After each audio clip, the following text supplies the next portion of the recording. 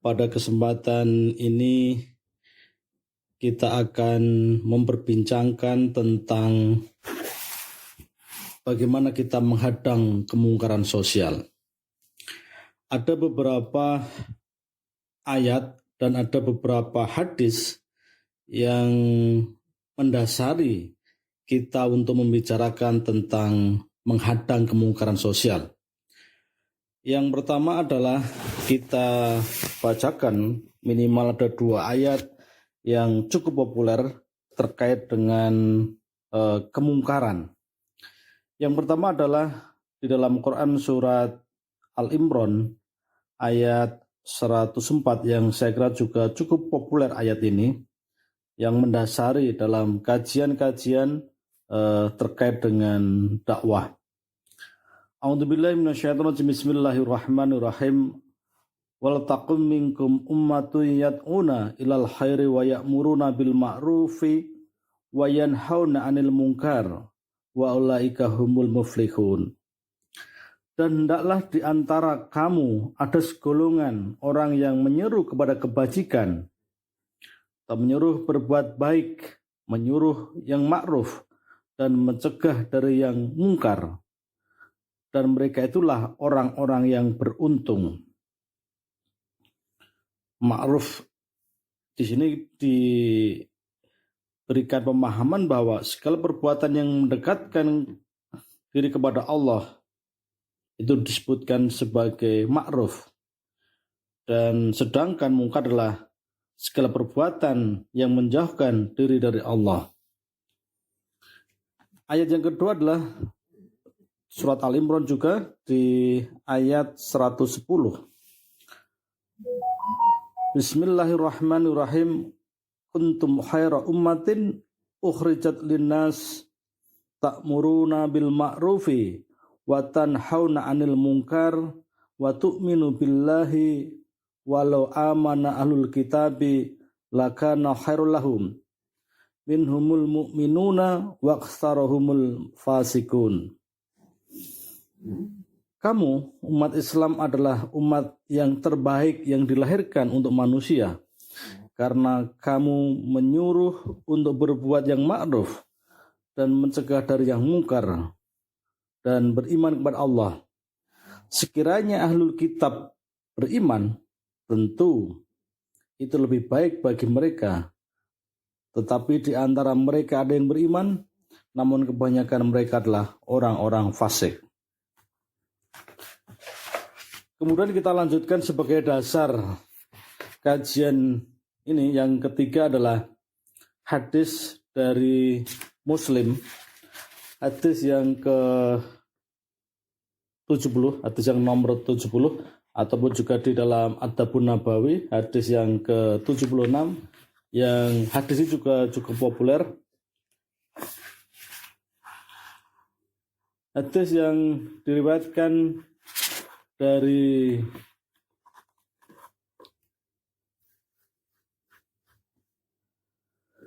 Muslim ini yang berbunyi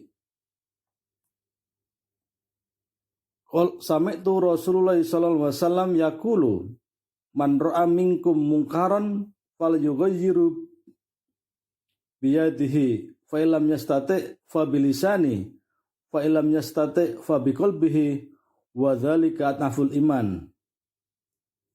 Ini saya kira hadis ini juga cukup populer, yang artinya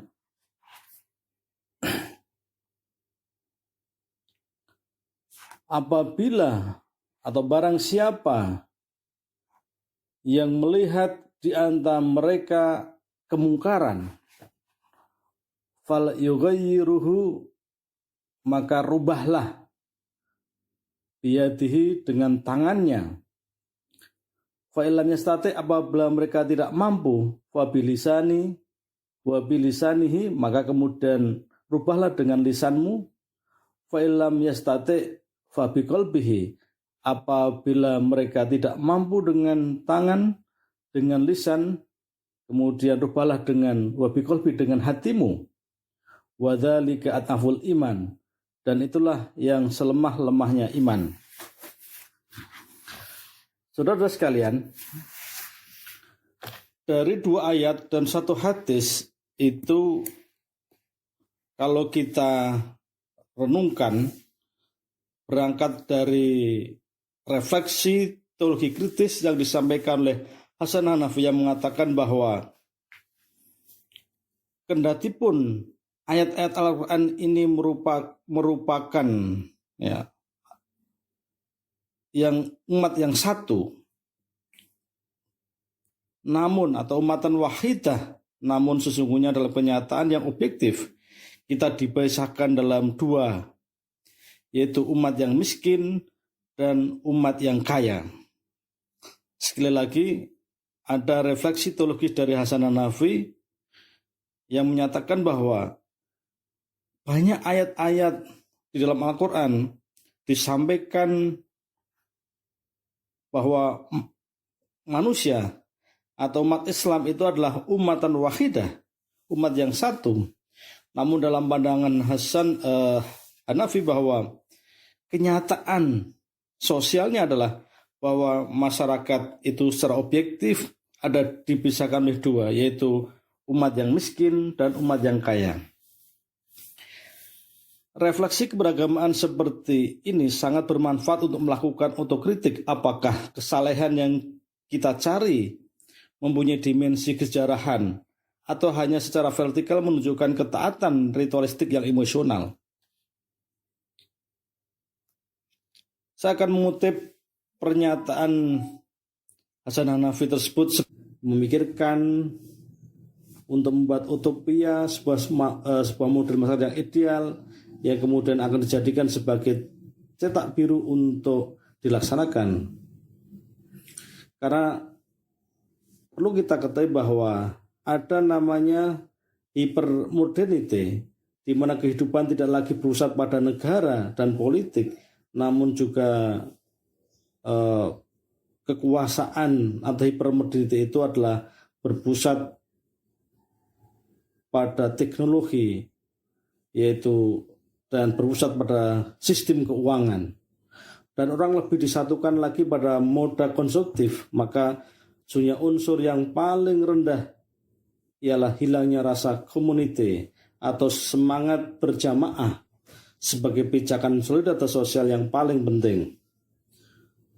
Sebagai lokus hermeneutik Islam yang baru, maka komunitas sekarang juga sedang diperebutkan di antara yang menginginkan sebagai sesuatu yang melanggengkan hegemoni, dan yang satu lagi adalah memperjuangkan sebagai counter hegemoni.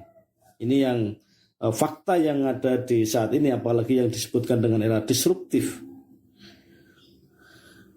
Maka tidak mungkin kekuatan pasar ini bisa dilawan secara total. Tidak mungkin kekuatan pasar, kekuatan uang, kekuatan senjata, kekuatan teknologi yang saya kira sudah bergeser ya. Meskipun negara punya kuasi, tetapi negara tidak mampu menguasai seluruh kekuatan pasar itu. Maka inilah dampak negatif dari developmentalism, ini dampak negatif dari modernity, ini yang harus coba diuraikan oleh para penyelenggara negara. Maka ketika penyelenggara negara itu punya inisiasi untuk mengurangi peran-peran kapitalistik, kemudian hasil dari pengurangan peran kapitalistik itu kemudian didistribusikan kepada orang-orang yang mustadafin, inilah yang disebut dengan keberpihakan afirmatif.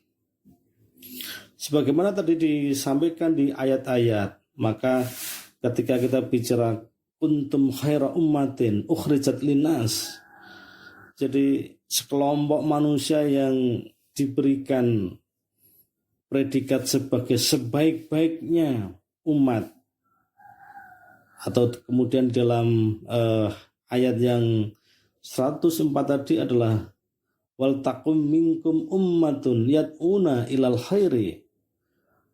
Jadi kita adalah diminta untuk selalu menjadi orang-orang yang terbaik. Maka kedua ayat itu bisa mengurangi kemungkinan Kalau kita telusuri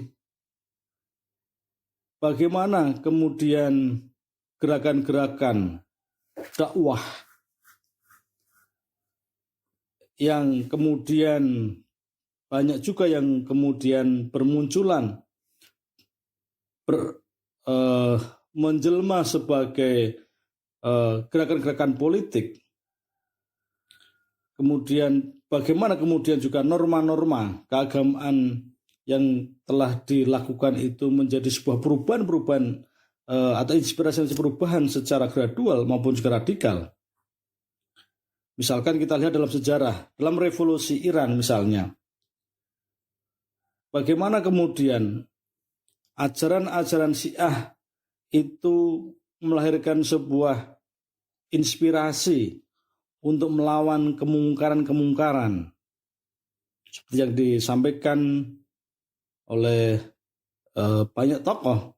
Bagaimana dulu ketika Iran pada tahun 1980-an ada tokoh Ali Syarati misalkan, mereka mencoba memahami ajaran-ajaran Syiah itu kemudian dimanage sedemikian rupa kemudian menjadi sebuah gerakan untuk menghadang kemungkaran, yaitu Raja Syekh Pahlavi.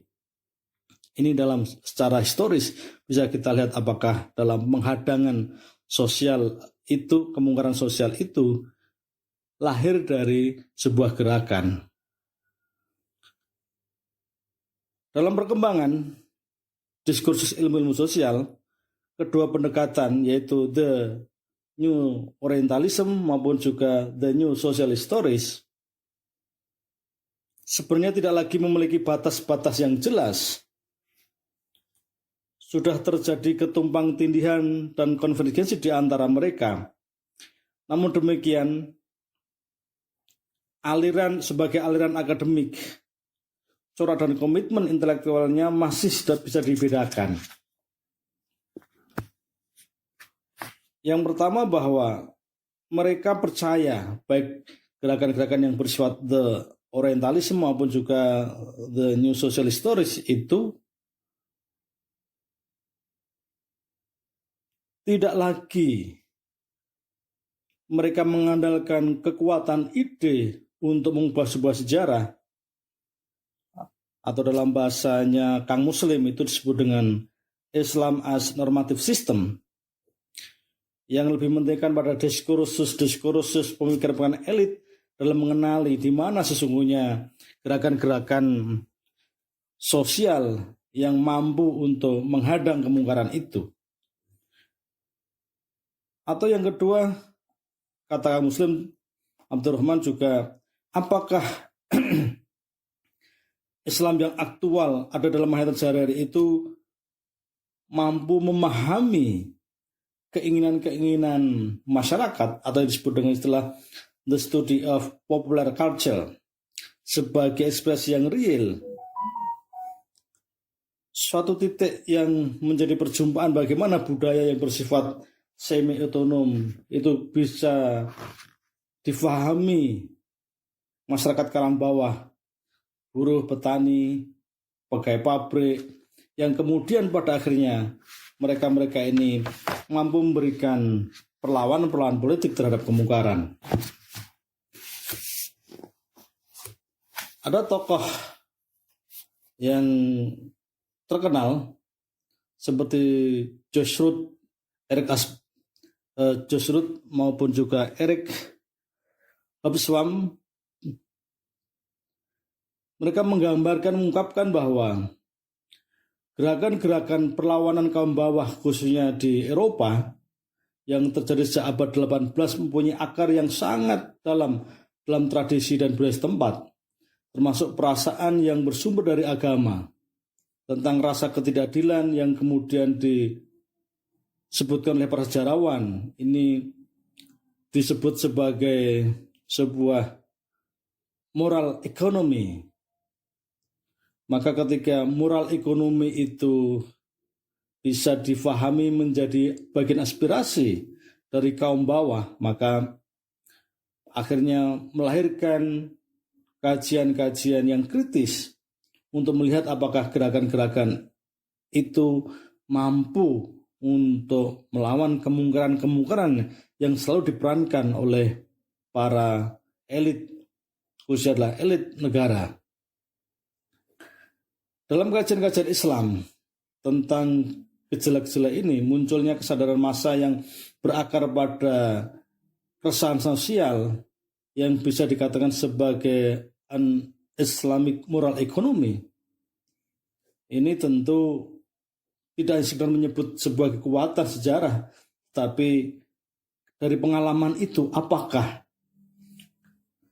Islam, gerakan-gerakan Islam itu mampu untuk melakukan sebuah perlawanan dalam kemungkaran ini. Saudara-saudara sekalian, apabila kita amati kondisi saat ini ketika kondisi pandemik, seakan-akan masyarakat Islam, gerakan-gerakan Islam itu kehilangan elan kritisnya sebagai hal yang dapat memerankan sebuah lembaga keagamaan dalam dakwahnya itu bisa menghadang kemungkaran sosial itu. Kita ambil contoh misalkan, bagaimana kemudian contoh dalam organisasi massa Muhammadiyah, kita lihat dalam organisasi keagamaan NU misalkan.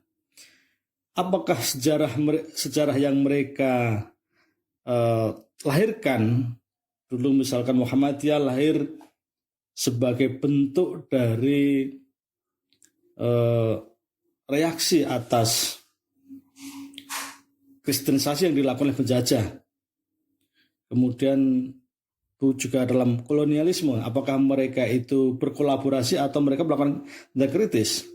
Atau sebaliknya, bagaimana dulu sejarah NU lahir? Apakah itu bagian dari keharusan sejarah dalam hal kolonialisme yang kemudian dianggap sebagai sebuah yang sering melakukan sebuah tindakan-tindakan kemungkaran? Saudara sekalian, misalkan kita contoh di kalangan Muhammadiyah, banyak usaha-usaha sekolah-sekolah sebagai ruang pedagogis masyarakat untuk melakukan reproduksi kultural dalam kalangan Islam kota, agar mereka lebih rasional, agar mereka bisa menghapuskan tahayul sebagai faktor kemodernan. Namun bisa dikatakan bahwa kalangan Muhammadiyah sebagai gerakan sosial ya sekedar karena kepedulian secara spiritual, bukan karena secara spiritual yang sangat dekat kaum masakin dan kaum yatim yang disantuni. Maka Muhammadiyah pada konteks ini menggolongkannya sebagai sebuah gerakan sosial tanpa kemudian diikuti dengan kesadaran teologi yang bersifat emansipatoris atau kritis. Yang kedua adalah misalkan kita gambarkan di organisasi Nahdlatul Ulama yang mungkin dalam sejarahnya adalah ingin membangun sebuah kepedulian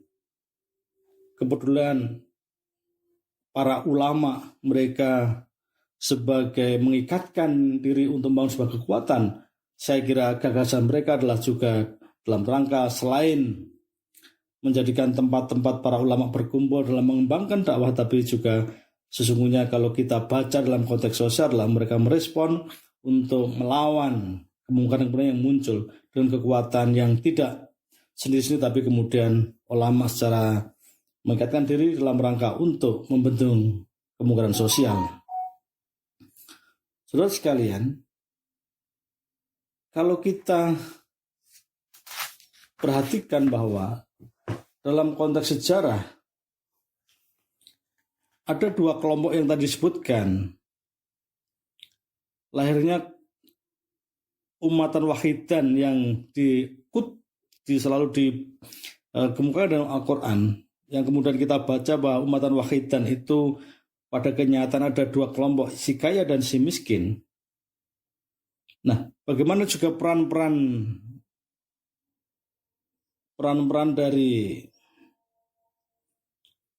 dari organisasi keagamaan, organisasi sosial itu dalam memerangi sebuah kefakiran sebagai bentuk atau sebagai metafor dari kekufuran. Saudara sekalian, adalah sebuah kenyataan bahwa modernitas yang menghasilkan fragmentasi sosial, bahkan pada era disrupsi ini, bahwa gerakan-gerakan kapital itu sudah menjadikan kesadaran kolektif di kalangan masyarakat kita bahwa kapitalisme atau bahasa kita adalah orang yang selalu seluruh kehidupan itu diukur dengan kekuatan-kekuatan uang. Kekuatan-kekuatan uang itulah yang kemudian melahirkan fragmentasi sosial yang cukup, khususnya adalah antara si kaya dengan si miskin. Maka setiap hal yang muncul ke publik itu saya kira bagian dari upaya-upaya untuk mencari keseimbangan sosial. Ketika perbedaan antara si kaya dan si miskin itu semakin jauh, maka fragmentasi sosialnya akan semakin tinggi. Maka salah satu ekses dari fragmentasi sosial adalah adanya konflik-konflik sosial. Apalagi di tengah pandemik ini, bahwa sangat jelas sekali banyak orang miskin bertambah, bermunculan karena tidak bisa memenuhi sebuah kebutuhan, tidak punya pekerjaan dan sebagainya. Saudara-saudara sekalian, kita lanjutkan bahwa sebagai tandingan imajinasi terhadap kapitalisme, bolehlah kita coba melihat apakah social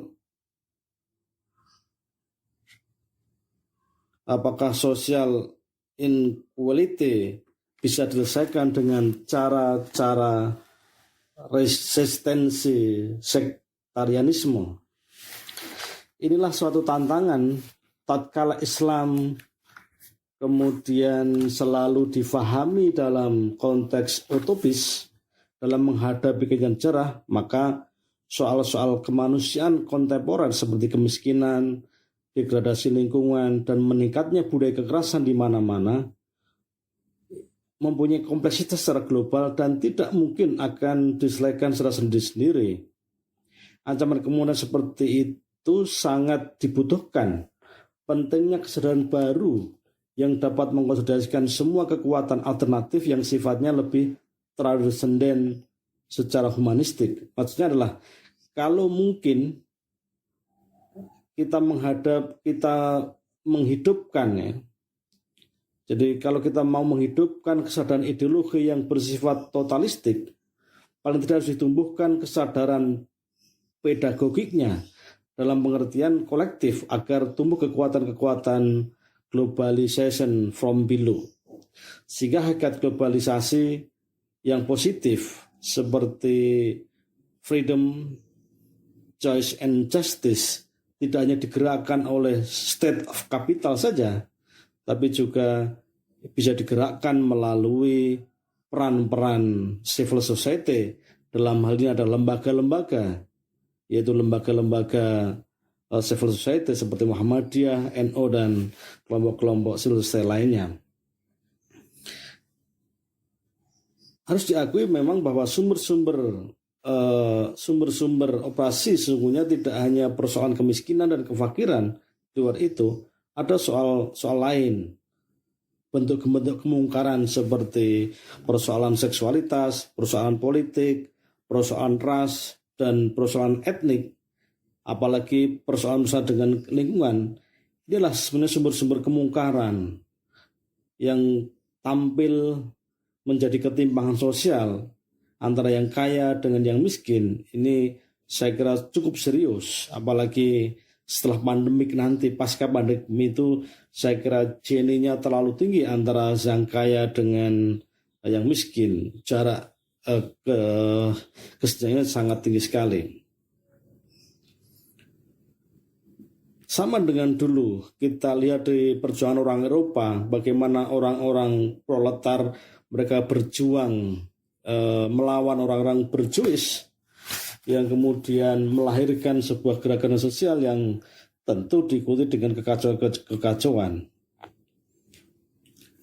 Harus diakui bahwa praktek-praktek yang dilakukan oleh kaum elit, kaum penguasa yang dalam bentuk wajah dehumanisasi yang melahirkan kemungkaran sosial itu, ini telah mewariskan janji-janji modernitas, janji-janji kemajuan, janji-janji development, pembangunan. Ternyata faktanya adalah menyingkirkan sebagian besar orang-orang dari sudut-sudut marginalisasi dan membuat mereka pasif seolah-olah sebagai warga dunia tanpa melakukan peran apapun. The people without story, tanpa melakukan tidak punya peran apapun dalam sejarah. Maka orang-orang yang seperti inilah yang kemudian lahir sikap-sikap fanatistik, terutama fanatistik dalam kelompok-kelompok yang digerakkan oleh orang-orang yang bertanggung jawab. Saudara sekalian,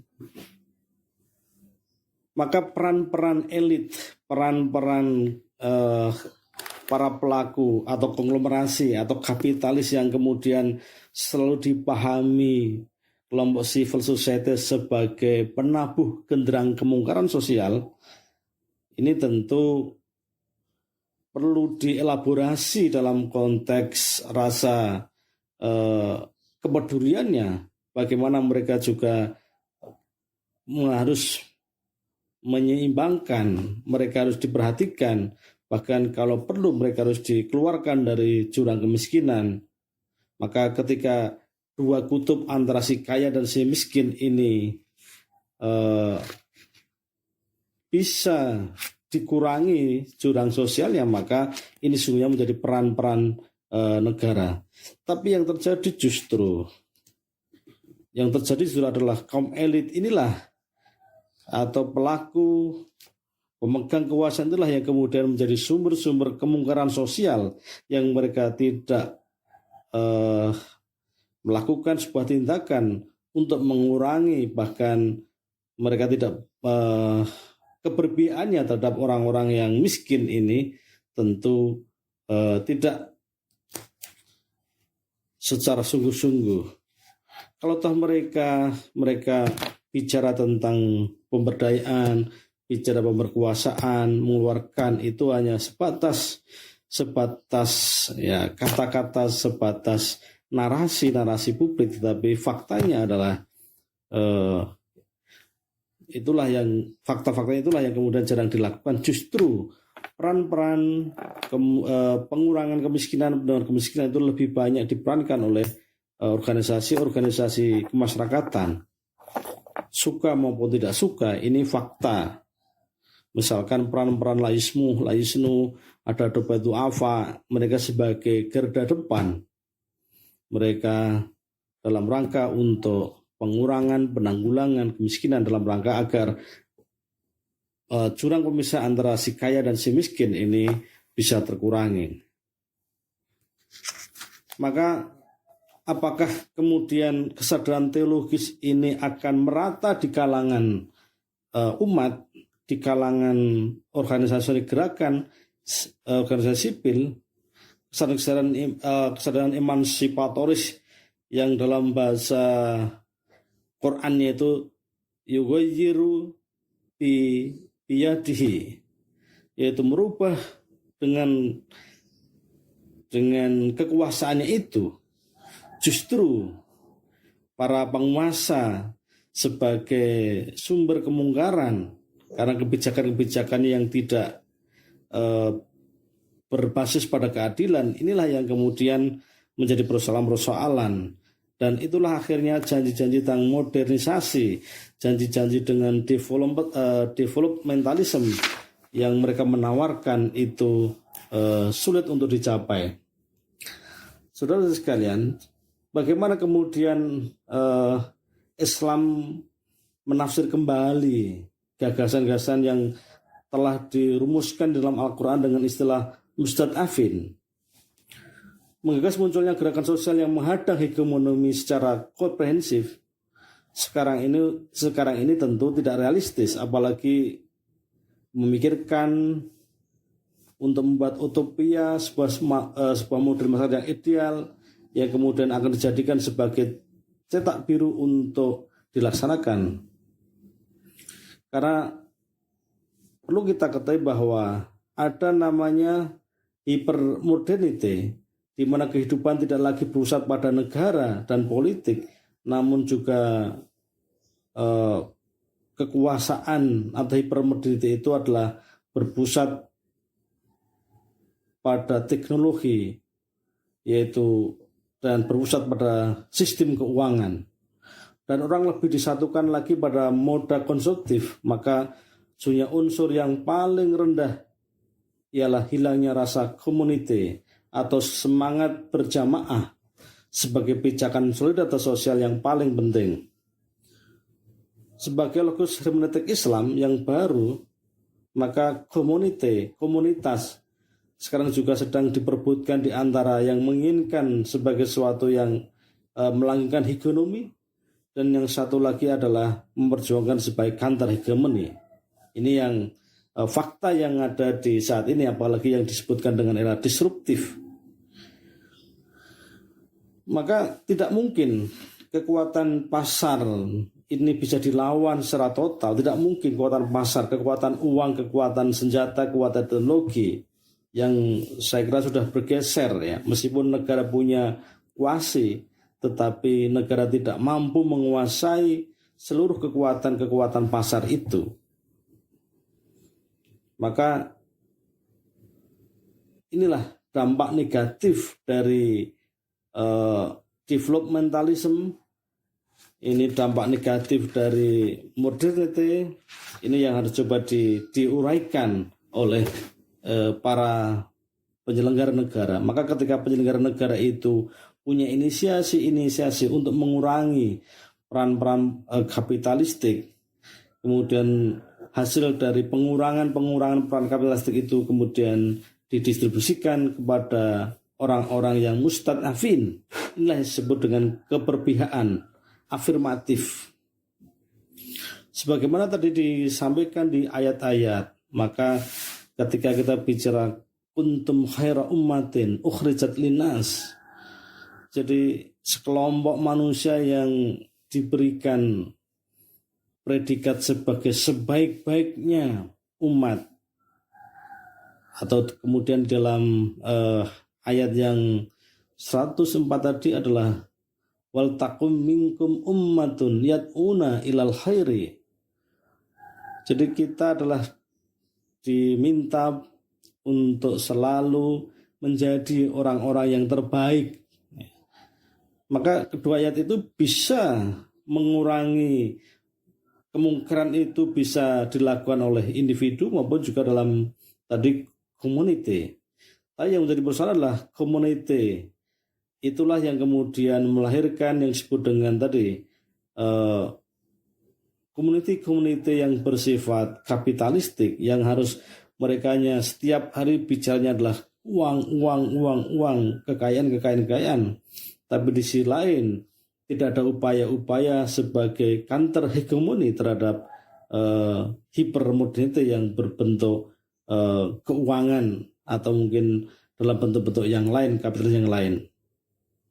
Oleh karena itu, norma-norma yang berwatak impersonal freedom, egoisme eksklusif, ataupun juga faktor-faktor lain, ini tentu harus coba dikurangi. Maka demokrasi sesungguhnya adalah dari rakyat, oleh rakyat, untuk rakyat. Maka peran-peran negara ketika melihat sebuah praktek-praktek kemungkaran, praktek-praktek eksploitasi dengan bahasa-bahasa investasi atau bahasa-bahasa yang lain, tentu ini harus dimulai diperankan oleh para elit. Tentu ini harus dicoba diupayakan bagaimana kemudian konsep-konsep berjamaah atau dalam bahasa kita adalah sebagai life words itulah. Maka dalam konsep berjamaah sebagai basis komunitas Islam, sebenarnya kita ingin menegakkan kembali semangat community, semangat berjamaah di atas nilai-nilai pelat-pelat tanggung jawab sosial yang semakin pudar. Maka tanggung jawab sosial itu sangat tercermin dalam ayat-ayat Al-Quran. Misalkan, berdustalah mereka orang yang mengaku saleh, sementara mereka tidak memiliki tanggung jawab sosial terhadap ketimpangan-ketimpangan sosial, terhadap marginalisasi sosial. Kepekaan terhadap pentingnya basis komunitas sebagai konsep yang diperhadapkan sebagai kontrol terhadap ekonomi pasar yang mengakibatkan berkembangnya subordinasi sosial. Maka peran-peran Muhammadiyah, peran-peran NU sebagai gerakan sosial di kalangan umat ini harus diperjelas keberpihakannya. Kalau menurut pemahaman saya kira Muhammadiyah, NU ketika menghadapi persoalan yang disruptif itu sesungguhnya bisa mengambil oposisi. Karena sesungguhnya oposisi yang seharusnya diperankan oleh parlemen, posisi yang diperankan oleh partai politik tidak terjadi saat ini. Maka dalam rangka menghadang kemungkaran sosial itu, maka organisasi-organisasi meskipun mereka berbicara keagamaan, tapi dengan dasar ayat Al-Quran surat Al-Imran 104, 110, hadis yang tadi dibacakan di Muslim, hadis yang ke-70 itu adalah sebagai pendorong untuk membuat oposisi terhadap kebijakan-kebijakan, tetapi ini dalam rangka untuk menghadang kemungkaran sosial. Saudara-saudara sekalian, karena pada prakteknya apa yang diperankan oleh baik itu korporasi yang mereka sudah korporasi ini mereka sudah membangun membangun kekuatan bersama dengan government, maka ini tidak ada ruang lain kelompok-kelompok masyarakat yang tadi dikatakan sebagai orang yang terbelakang, orang-orang yang marginal itu tidak bisa berbuat apa-apa tanpa ada pihak ketiga, yaitu sebagai civil society untuk memperjuangkan hak mereka sebagai masyarakat, sebagai warga bangsa ini. Maka konsep-konsep mustad'afin, konsep-konsep kaum masakin inilah yang kemudian harus ditinjau ulang keberadaan yang disebut afirmatif itu. Saya kira Muhammadiyah, NU yang selama ini lebih banyak mengambil peran-peran sebagai penyokong kekuasaan, ini tentu ke depan tidak bisa begitu. Mereka harus tampil sebagai oposisi. Sekali lagi, karena partai politik, parlemen yang selama ini harusnya mereka memposisikan sebagai oposisi terhadap pemerintah, sebagai lembaga mengkritisi pemerintah maupun juga mengkritisi praktek-praktek korporasi, ini mereka sudah tidak bisa melakukan fungsi-fungsi itu. Maka saya kira pada era disruptif inilah harus ada perubahan-perubahan yang mendasar di kalangan ormas-ormas Islam. Tentu mereka harus mengambil oposisi terhadap kebijakan-kebijakan itu. Bukan berarti kita ingin menjatuhkan pemerintah, tidak, tapi adalah dalam rangka untuk agar kemungkaran-kemungkaran sosial yang selalu di depan mata kita, apalagi di era saat ini, lembaga-lembaga yang lebih banyak menggunakan influencer, ini akan bisa merusak tatanan ke depan. Demikian beberapa pokok-pokok pikiran terkait dengan bagaimana kita menghadang kemungkaran sosial sesuai dengan Quran surat Al-Imran 104 dan Al-Imran 110 maupun juga dalam hadis Muslim hadis yang ke-70. Terima kasih. Assalamualaikum warahmatullahi wabarakatuh.